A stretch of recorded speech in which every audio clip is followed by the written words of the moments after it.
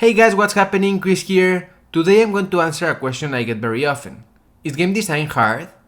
I get this all the time from people who contact me through LinkedIn or other platforms, and unfortunately, there is no easy answer for it. So that is why in today's video, I'm going to talk about my thoughts regarding this topic. I hope with this, you can get a better idea about all the different aspects that involve game design and consider if this is what you want to do for work. The short answer is yes. I think game design is hard, but it is like any other subject that you study.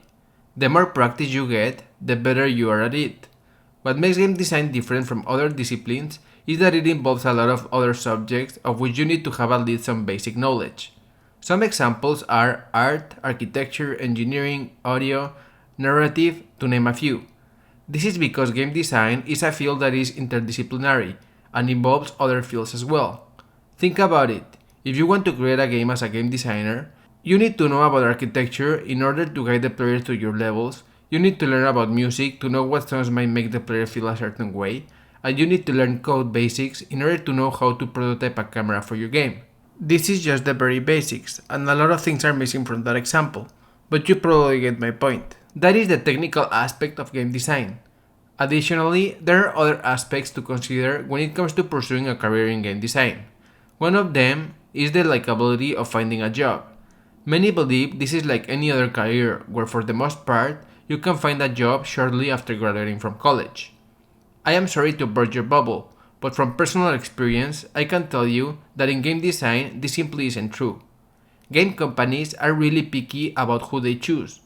There are so many applicants that it is hard to get your foot in the door or your resume to stand out.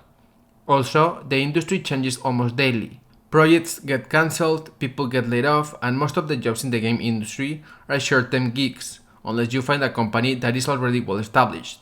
This is why a lot of people choose to study another career to have it as a backup in case they get tired of the game industry, or it doesn't work for them. A lot of people also say that the game industry doesn't pay very well. Most of the time, a person working in the game industry in a comparable position as a person working in the tech industry will likely make a lot less and probably work a lot more.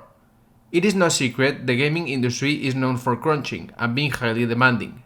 Game developers have very tight deadlines when they release a game, which coupled with issues like mismanagement from the top leaders of the company or multiple changes in direction, ends up leading to what is known as crunch. I'm not talking about the chocolate bar. I'm talking about that dreaded time where you have to work long hours in order to hit a milestone. This comes with some downsides, such as getting into unhealthy habits like not exercising or not eating healthy, and even functioning on energy drinks only. This, coupled with the isolation from family members or friends, can eventually make you feel things like anxiety, depression, or general unhappiness. Think about it. If you're stressed, overworked, and overtired, you will likely have little energy to do anything else other than sleep. Another thing that makes game design hard is how it is always evolving and changing. Every day, new technology comes out, and people start developing new engines that we as game designers can use to make awesome games. This means we have to be learning continuously in order to stay relevant and be able to use the tools available to us. Because our jobs depend so much on technology of certain tools, if these tools change all of a sudden, then we need to learn how to use them again. An example of this that blows my mind every time I think of it is the transition from 2D to 3D. Game designers back then didn't have any clue about how to design a 3D space or even a character moving in a 3D space. Then, as time went by, designers figured out some principles and knowledge about what works in a 2D environment versus what works in a 3D one. For example, a 2D Mario game is designed in a completely different way than a 3D Mario game. Nintendo had to learn all of that by experimenting with Mario's movement from Mario 64 until it felt right, because they literally didn't know what they were doing. I have a video regarding this process that I'm going to link right here. One other thing that I find hard about game design but that others might find really easy is communication. I am an introverted person.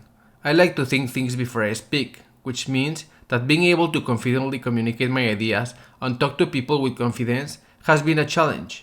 I have had to work hard in order to improve over time, but it's not a natural ability of mine. As a game designer, you need to be in constant communication with every member of your team.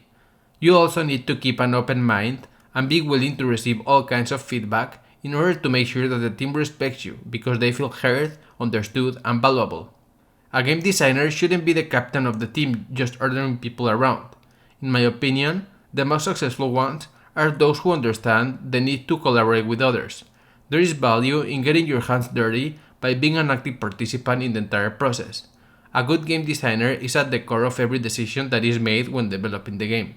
So why even bother with game design? Although all of the things I have said so far paint game design as a very hard and annoying discipline to be in, I think that being hard doesn't mean it isn't fun or rewarding. Game design is one of the most rewarding things I have ever experienced in my life. An example of this is when the fans take the time to write to us at the studio and say how they loved our game, how the game helped them deal with a situation they were struggling with, like being divorced or having a sick kid.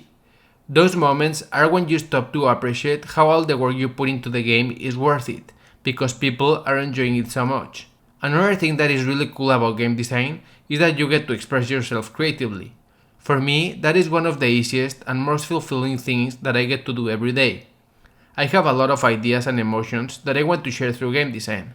I really hope to one day be able to make people experience those emotions through the games I design.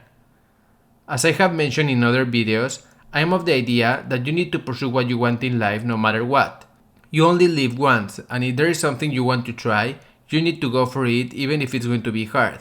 Otherwise, you might go down the path of least resistance. But is it worth it if the rest of your life you feel sad and keep wondering what would have happened if you just tried a little harder or gone for it? I encourage you to go after whatever it is you are passionate about.